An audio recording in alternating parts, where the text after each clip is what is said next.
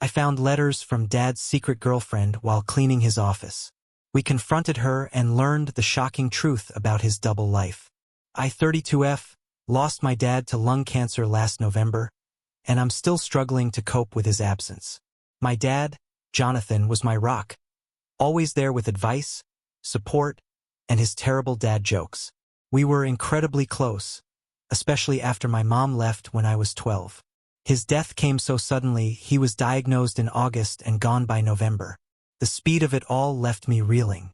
To understand why Dad's death hit me so hard, you need to know a bit about our family history. My parents, Jonathan and Marie, met in college.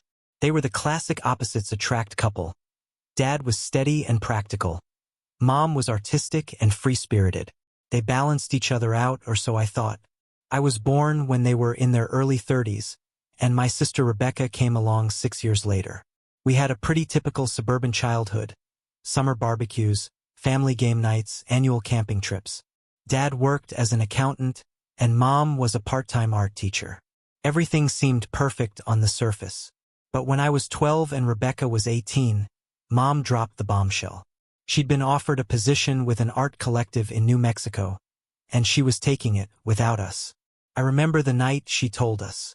We were sitting at the dinner table and she just blurted it out between bites of lasagna. Dad went pale, Rebecca started yelling, and I just sat there, unable to process what was happening. Mom left a week later. She said she needed to find herself, and that she felt suffocated in our small town. She promised to call and visit, but those promises grew hollow over time. The calls became less frequent, the visits never materialized. By the time I was in high school, we were lucky to get a birthday card. Dad stepped up in a big way after Mom left. He learned to cook with varying degrees of success, helped me with my homework, and tried his best to fill the gap Mom left behind. He started taking us on little adventures on the weekends, hiking trips, visits to museums, even an ill-fated attempt at skiing that left us all bruised but laughing. Rebecca dealt with Mom's departure differently. She threw herself into her studies and extracurriculars, spending less and less time at home. As soon as she graduated high school, she was off to college on the other side of the country. I understood her need to get away, but it felt like another abandonment. I, on the other hand, clung to Dad even more. I chose a local college so I could live at home, and even after graduating, I only moved a few blocks away. Dad and I had standing dinner dates every Sunday, and we talked on the phone almost daily. He was my parent, my friend, and my support system all rolled into one. That's why his cancer diagnosis hit me like a freight train. It was during one of our Sunday dinners. I noticed he seemed tired and was picking at his food. When I asked if he was okay, he told me about the doctor's appointment he'd had earlier that week. Stage 4 lung cancer. Inoperable.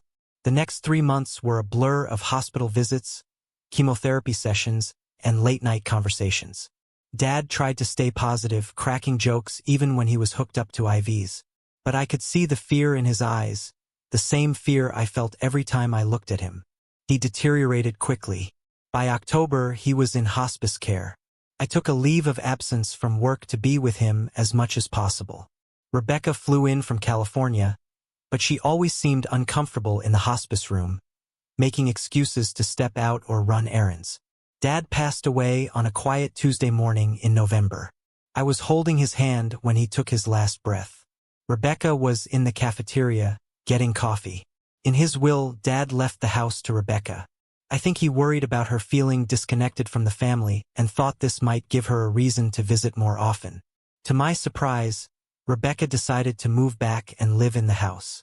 She invited me to stay with her while I figured out my next steps. At first, it seemed like a good arrangement. We hadn't lived together since we were teenagers, and I thought it might be a chance for us to reconnect. But our different ways of grieving soon caused friction. Which brings me to last week, Dad's birthday. He would have been 65. I took the day off work, planning to visit his grave and then have a quiet evening at home, maybe looking through old photo albums. When I got back from the cemetery, I found Rebecca hosting a dinner party. She had invited her friends over, and they were laughing and drinking in the living room where Dad's urn sits on the mantel. I was shocked. I stood in the doorway, unable to process what I was seeing. Rebecca spotted me and waved me over, saying, "Hey sis, come join us. We're celebrating Dad's life." I couldn't believe she was treating Dad's birthday like a festive occasion. Felt so wrong and disrespectful. I turned and went straight to my room, locking the door behind me. I could hear the party continue downstairs, people laughing and music playing.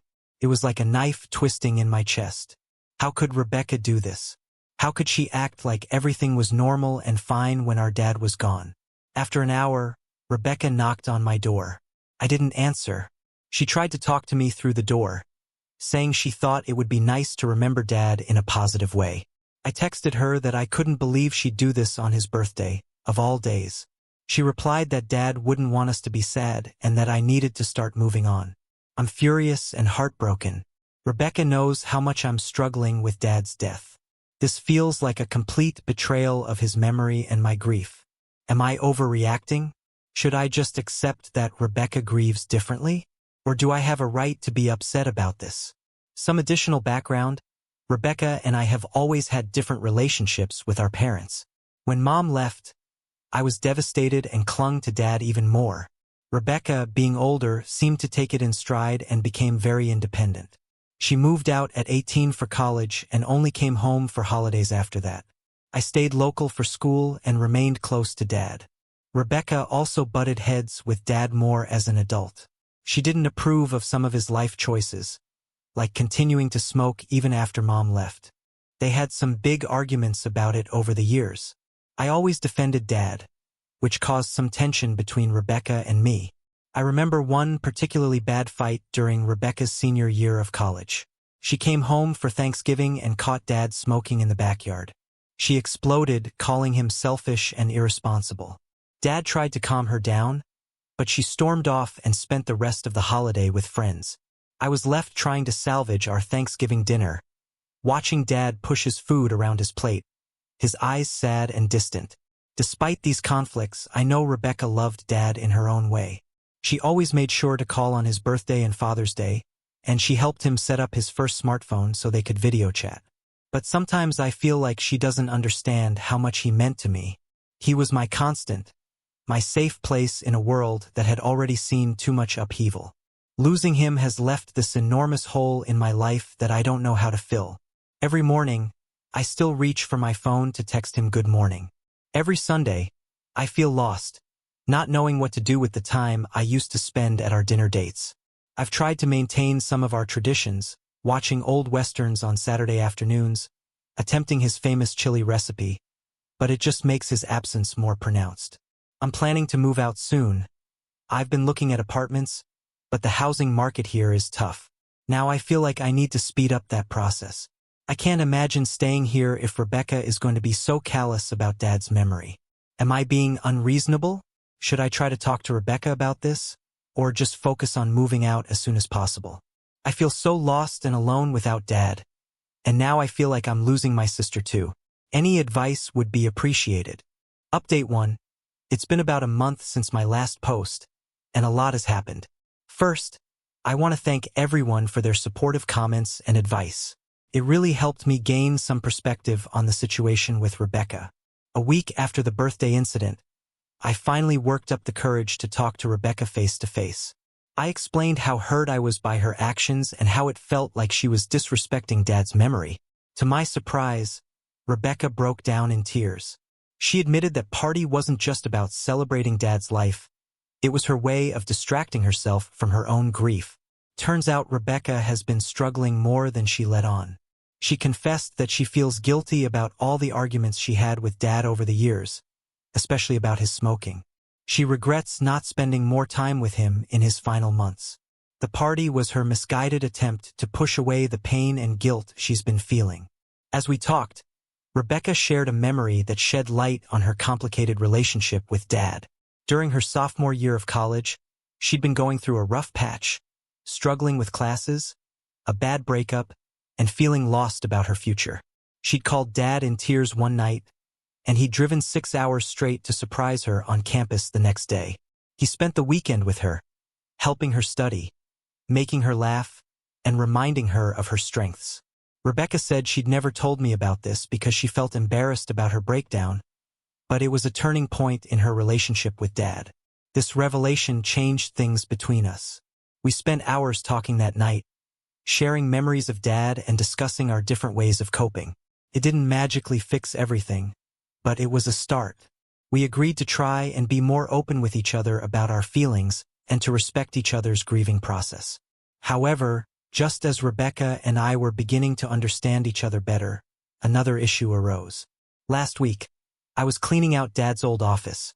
Rebecca had asked me to help sort through his things, and I found some documents that left me reeling. Hidden in the back of Dad's filing cabinet was a folder containing letters and photos. As I looked through them, I realized they were from a woman named Linda. The letters spoke of a years-long relationship, with mentions of secret meetups and plans for the future. The most recent letter was dated just 2 months before Dad's diagnosis. I was stunned. Dad had been in a relationship for years, and he never told us. I showed the letters to Rebecca, and she was just as shocked as I was. We knew Dad had dated casually over the years, but nothing serious, or so we thought. As we pored over the letters and photos, we started to piece together a timeline. The earliest letter was dated about 5 years ago, not long after I had graduated college. There were photos of Dad and Linda at various locations, a beach I didn't recognize, a cozy-looking cabin, even one of them dressed up for what looked like a wedding. One letter in particular caught our attention. Linda wrote about a weekend they had spent together at a bed and breakfast in a nearby town. The date coincided with a weekend Dad had told us he was going on a fishing trip with some work buddies. I remember feeling hurt at the time that he hadn't invited me along, as we often went fishing together. Now, the truth of that weekend felt like a betrayal. The most recent letter was the hardest to read.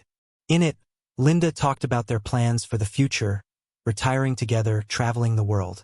She mentioned looking at houses in Florida. It was clear that their relationship was serious, and that they had been making long-term plans together. Now we're both grappling with this new information. It feels like a betrayal, like we didn't really know Dad as well as we thought we did. Why didn't he tell us about Linda? Was he planning to leave us for her? Did she know about his illness? I'm angry and hurt all over again. Just when I thought I was starting to come to terms with Dad's death, this revelation has reopened all those wounds. I keep thinking back to all the times Dad said he was working late or going on trips with friends. How many of those times was he actually with Linda? Rebecca is upset too, but she's dealing with it differently. She wants to track Linda down and get answers. She's been scouring social media and online directories, trying to find any trace of this woman who was such a big part of Dad's life. I'm not sure if tracking down Linda is a good idea. Part of me wants answers too, but another part is scared of what we might learn. What if Linda tells us things about Dad that change how we see him even more? What if she knew things about us that Dad shared with her? The thought makes me uncomfortable. This discovery has also brought up complicated feelings about Mom. I find myself wondering if Dad's relationship with Linda was some kind of karmic payback for Mom leaving us. Did he feel like he had to hide his relationship because of how Mom's departure affected me? Or was he just being selfish, wanting to keep his new life separate from his role as our father? I don't know how to process this. It feels like I'm losing Dad all over again. But this time I'm losing the image I had of him too. The Dad I thought I knew, the one who was always honest with me, who I could trust completely, feels like a stranger now. Rebecca and I are trying to support each other through this, but it's hard. We're both dealing with our own complex emotions, and sometimes it feels like we're speaking different languages when we try to talk about it. How do we move forward from here? Should we try to find Linda, or is it better to let sleeping dogs lie? And how do we reconcile this new information with the memory of our dad? Any advice would be greatly appreciated. Update 2. It's been 2 months since my last update, and things have taken an unexpected turn. Despite my reservations, Rebecca decided to track down Linda. She found her on social media and reached out. To our surprise, Linda agreed to meet with us. We met Linda, 59F, at a small cafe last weekend. She was nothing like I had imagined. I had pictured someone younger, maybe flashy or intimidating.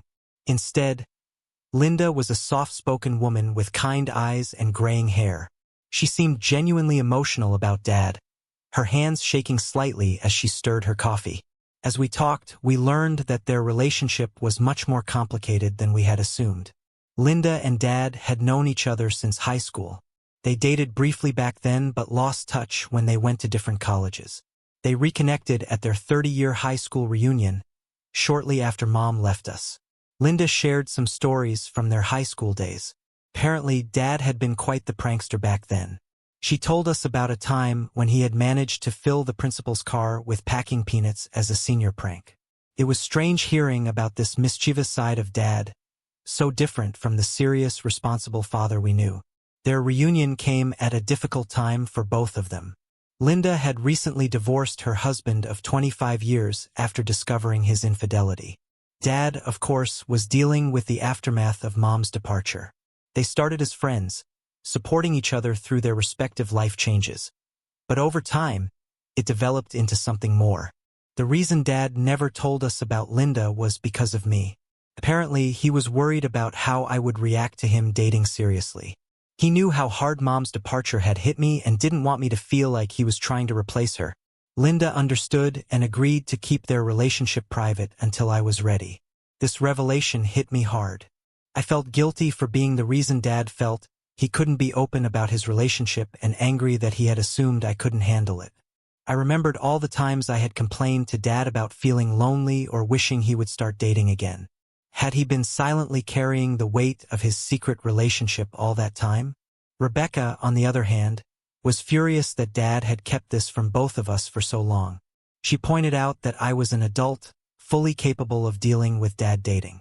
She felt that Dad had underestimated both of us and robbed us of the chance to know an important part of his life. Linda also shared that she knew about Dad's illness. She was there for him throughout his treatment, visiting him in the hospital when we weren't around. She showed us pictures on her phone. Dad looked happy in them, despite his condition. There was one photo that particularly struck me. Dad in his hospital bed, Linda sitting beside him, both of them laughing at something off camera. It was strange seeing the side of Dad's life that we knew nothing about. We learned that Dad had planned to tell us about Linda after his first round of treatment. He had hoped that once he started getting better, he could introduce Linda to us properly. But as his condition worsened, he became more hesitant, not wanting to add any stress to an already difficult situation. Linda told us about their last conversation, just days before Dad passed away. He had made her promise to reach out to us after some time had passed. He wanted us to know about her, about the happiness she had brought to his life. Linda had been respecting his wishes by giving us time to grieve before making contact. The meeting with Linda left us with mixed emotions.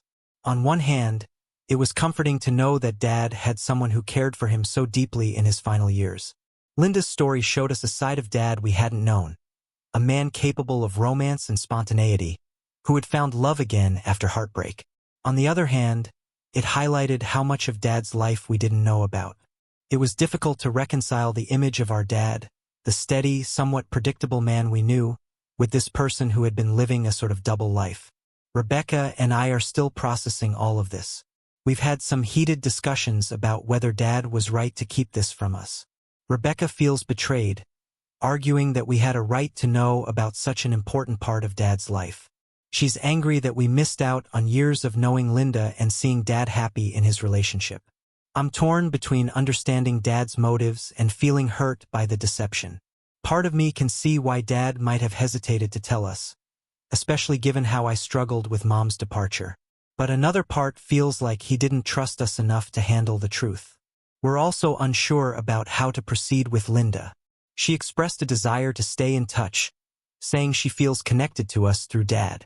She offered to share more stories and photos from their time together. Part of me wants to embrace this connection to Dad's life, to learn more about the man he was when he wasn't being our father. But another part feels like it's too much to handle right now. Rebecca seems more open to maintaining a relationship with Linda. She's already made plans to meet Linda for coffee next week. I'm more hesitant, still trying to reconcile my feelings about this whole situation. How do we move forward from here? Should we maintain a relationship with Linda?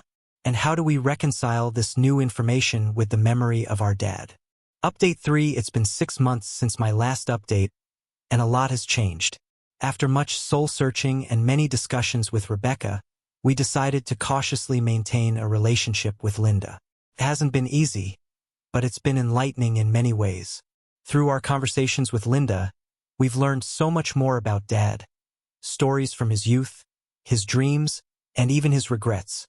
It's like we're getting to know a whole new side of him. Linda has shared photos and mementos from their time together, which have been both painful and precious to see.